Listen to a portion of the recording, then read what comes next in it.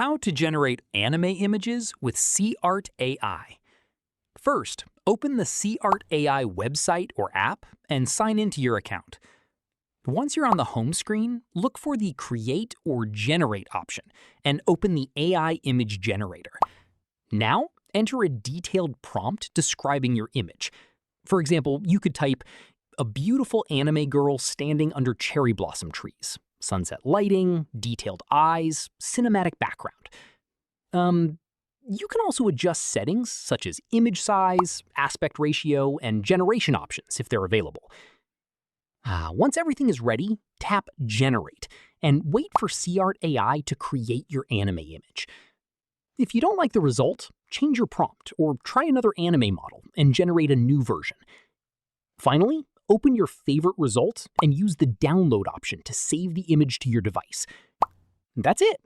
You've successfully created an AI-generated anime image with SeaArt AI.